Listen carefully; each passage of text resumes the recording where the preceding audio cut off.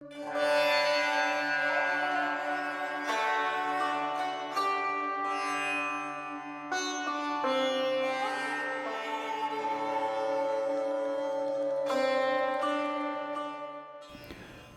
morning, everyone.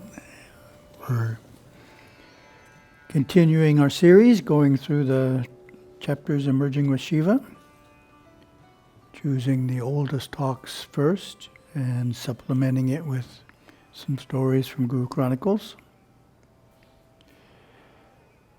This morning we have one last lesson from the Power of Affirmation, Merging with Siva, chapter 11, and then we'll be starting Reincarnation, Merging with Siva, chapter 50. And both of these inspired talks were given in 1958 at the Sutter Street Temple. So we have a couple of quotes from Gurudeva about his teaching approach during those years to start with. The theme of all these years was to present the teachings and practices in such a way where man is able to bypass what he thinks he is into that which he really is, to become conscious of the power within the spine and the refined energies within that, and that within that, and that within that, until he realizes the self-God, the underlying principle which cannot be described, which is at a higher velocity than energy itself. That's a nice statement. A higher velocity than energy itself. Working on the matter-antimatter principle is the closest that science has come to explaining the realization of the self-God, as presented in the Advaitist teachings and realized by myself and many of my close disciples. Realizing that in the West, this theme did not penetrate the Western mind, I worked for many years developing a comprehensive study program so that this theme could be brought out clearly and precisely, not intellectually, but in the actual experiential patterns of an individual's life. Then we get a second quote back in 1958. The best of the East is adhering strictly to the philosophy that the self-God is within man. Man can realize it fully within this life. That basically means opening the Sahasrara chakra and having awareness escape through the door of Brahman, merging with the self. Or the Kundalini rising up through the various chakras through the spine, the pituitary and the pineal gland merging in power, and awareness moving so deep within that it comes to the very core of being itself. This is the fundamental philosophy of the great rishis of the East, the philosophy that I have lived with since my studies there and to this day.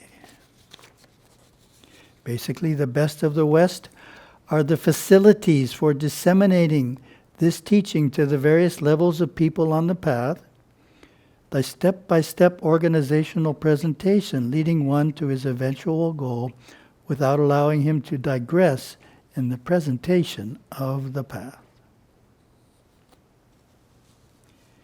Then we get the last lesson from Power of Affirmation. Lesson 77, All Knowing is Within You. Text. I will be what I will to be. I will do what I will to do. You can repeat these two powerful affirmations over time and time again, and thus rearrange, restructure the forces of your subconscious mind and create a great inner peace within yourself.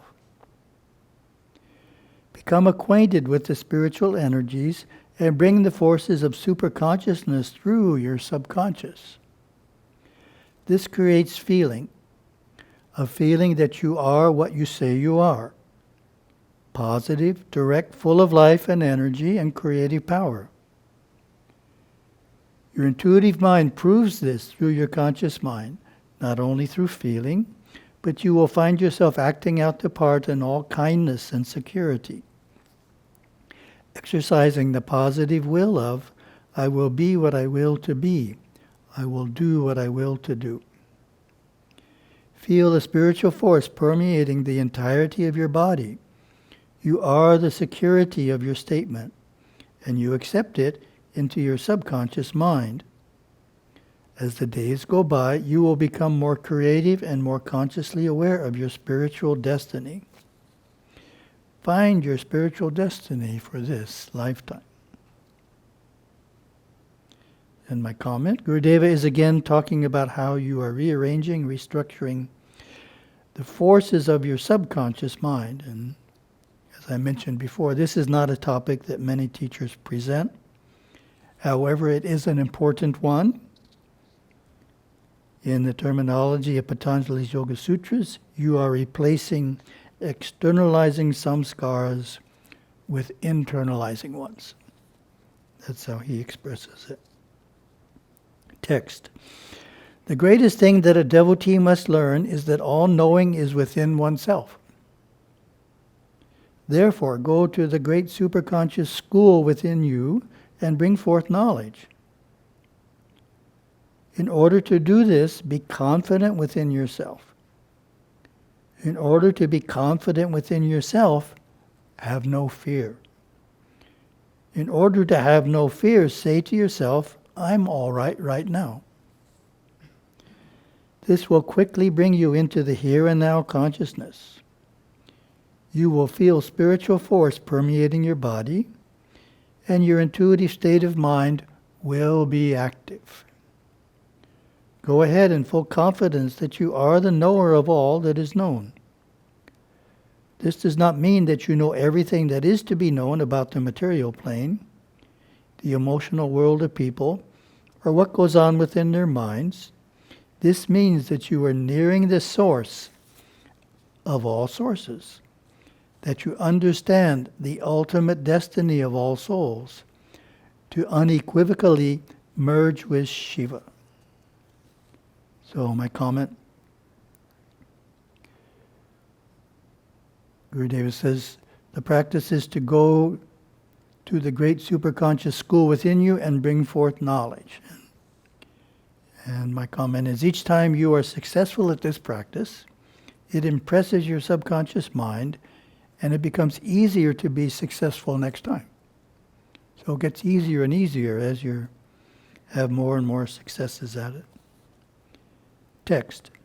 Spiritual destiny is manifested in the lives of those who stand out from the masses and actually do something, who live a creative life for the benefit of others. This last affirmation affirms an age-old truth and may be said several times before sleep and upon awakening. I am not my body, mind, or emotions. They are but shells of the infinite energy that flows through them all. I am this energy. I am its source.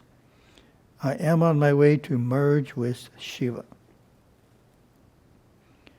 Oh, my comment is, all problems happen in either the body, the mind, or the emotions.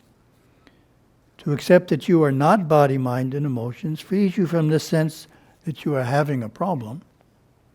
Rather, my body, mind, or emotions is having this problem. The problem is external to who you are.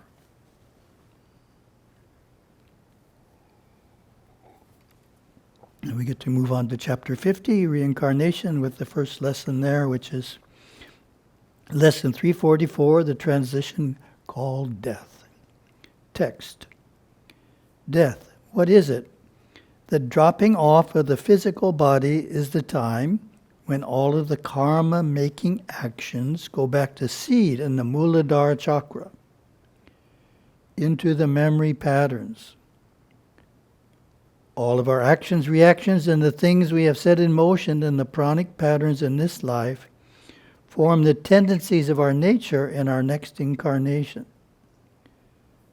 The tendencies of our nature in the present incarnation are the ways in which awareness flows through the Ida, Pingala, and Sushumna currents.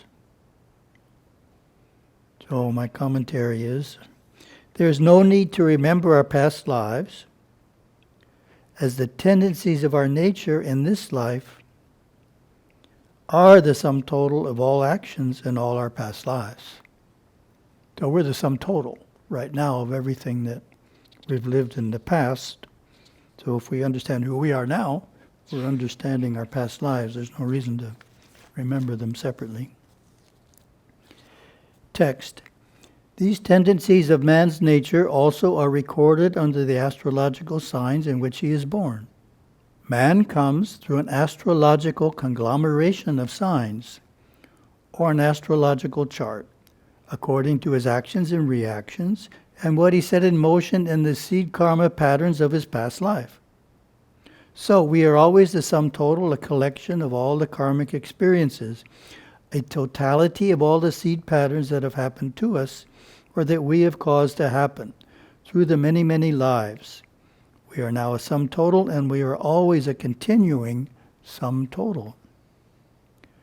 A past life is really not so many years ago. That is not the way to look at it. It is now.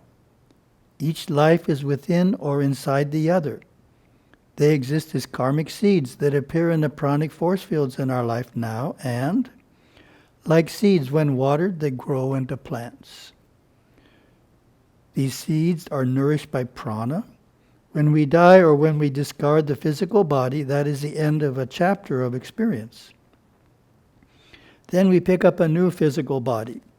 This begins a new chapter that is always referring back to the last chapter for direction. These are tendencies.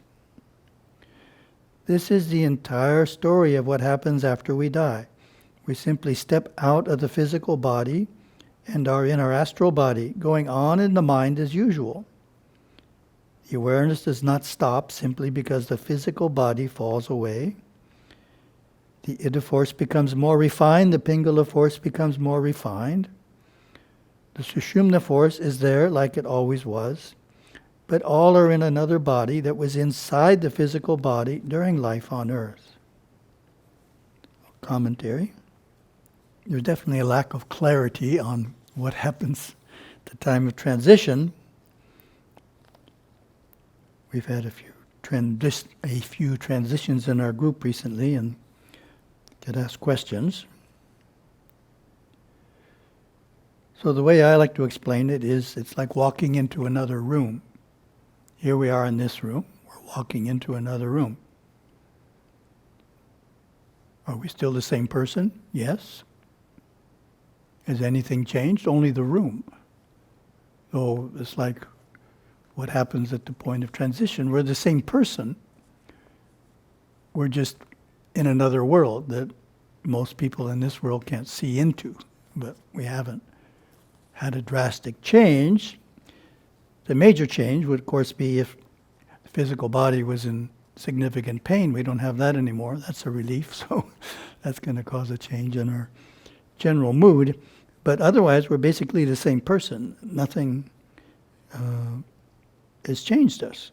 So it's a simple way of looking at it. Text.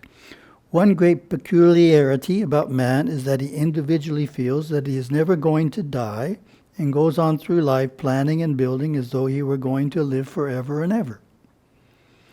The fear of death is a natural instinctive reflex. We encounter it sometimes daily, once a month or at least once a year when we come face to face with the possibility of obliteration of our personality and of leaving the conscious mind. The fear of change or fear of the unknown is an ominous element in the destiny of a human being.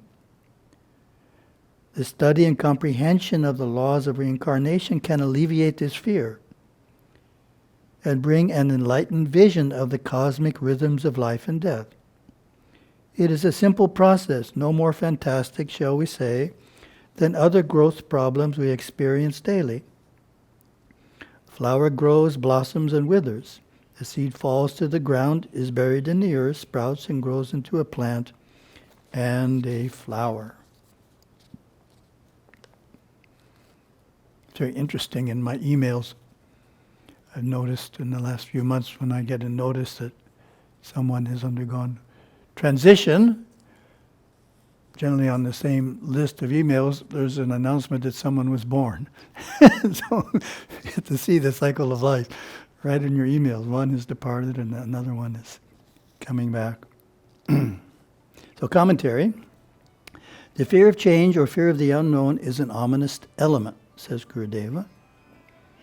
So this can be overcome through a better understanding of the process of what happens when we depart the physical body. So that's what this text is trying to help us accomplish.